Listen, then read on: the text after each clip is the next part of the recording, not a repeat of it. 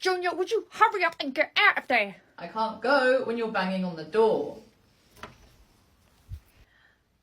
Junior, those potatoes ain't going to peel themselves. Look, I need to be relaxed for this to happen, and nothing about your tone is soothing.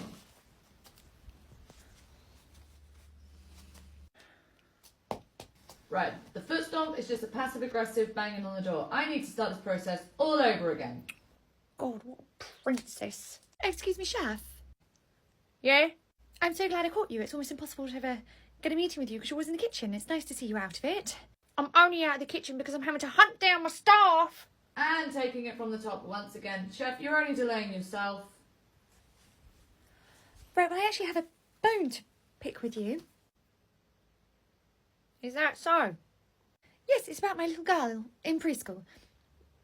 Louise?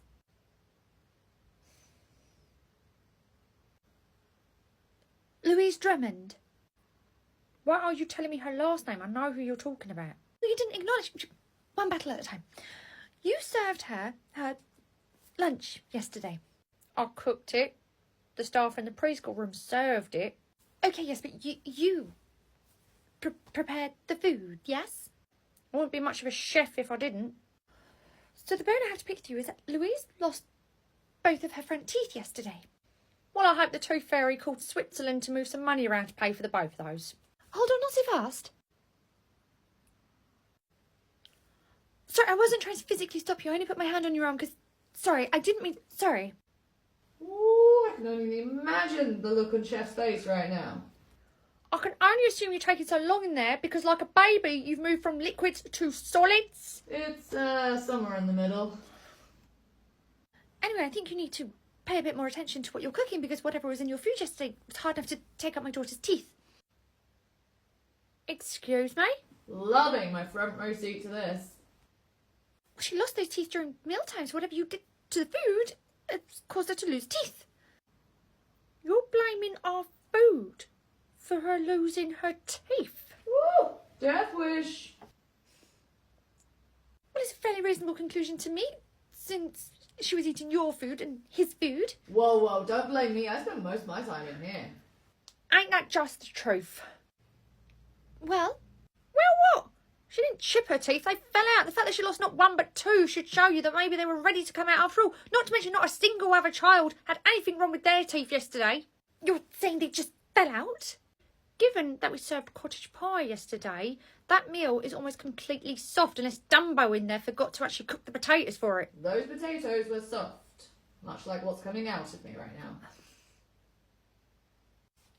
So you were saying that it was completely natural? Completely natural. However, there is absolutely nothing natural about what's going on in here. However, kids lose teeth. What he said. Chef, I don't suppose you've got any spare bread laying around just so I can have a bit of toast. I miss breakfast.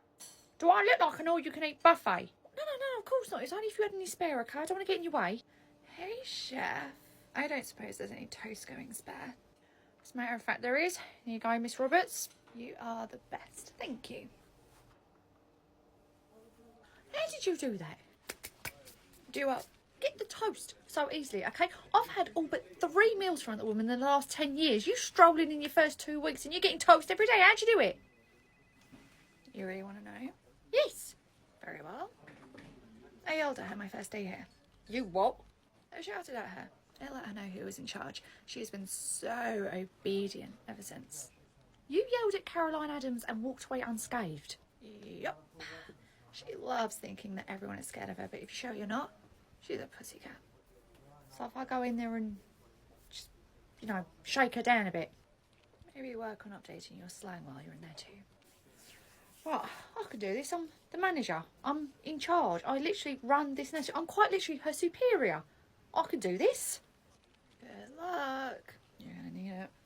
Right, Caroline, I don't know who you think you are, okay? I run this nursery. I am in charge. I am your superior. You answer to me, okay? So if I come in asking for some toast, I expect some toast.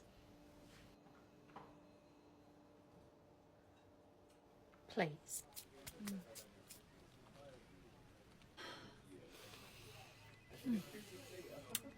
You never yelled at her, did you? No. What happened to you? She right hook you? No. I went to run away, tripped over a mop, and as I fell down, I pulled Junior's pants down and saw way too much. So what happened to your eye? I grabbed what I thought was water to rub in my eyes to try and unsee it. Turns out it was vinegar. Oh, Marjorie. You ain't going to tell me how you got Chef to like you, are you? No. I was not expecting to see a full moon today. Let's have a look. Oh, Lysandra, that's a very high temperature, sweetheart. Marjorie, if you dare touch my toast, I'm going to break your fingers.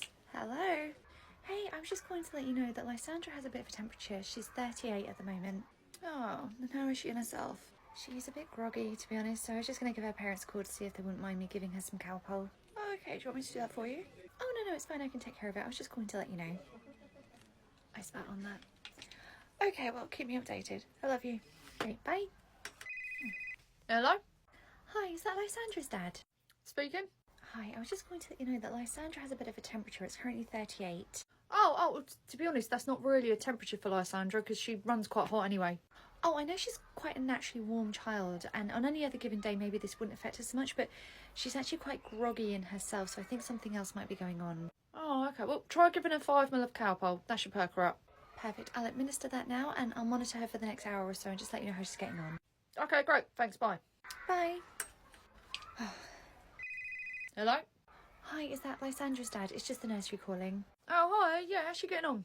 I'm afraid I've just retaken her temperature and it's gone up to 39.4. Blimey, that's a leap in an hour, isn't it?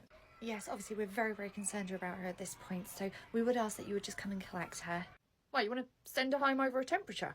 A temperature this high? Absolutely, particularly since she's had something to bring it down and it's only gone up. Look, as I said before, Lysandra is just a naturally hot child.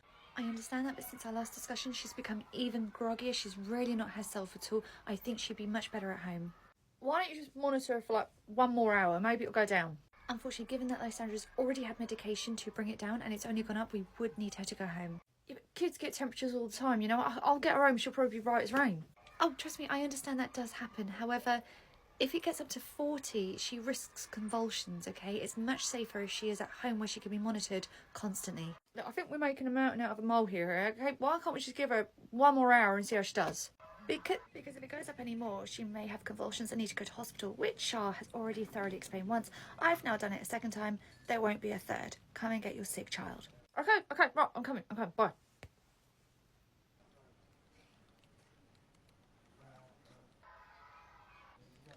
Sorry, I know you said she could take care of it, but the way he was talking to you was really bothering me. No, it's absolutely fine. Thanks for the help. Anytime. What you got such a big grin for? No reason. Me, yeah.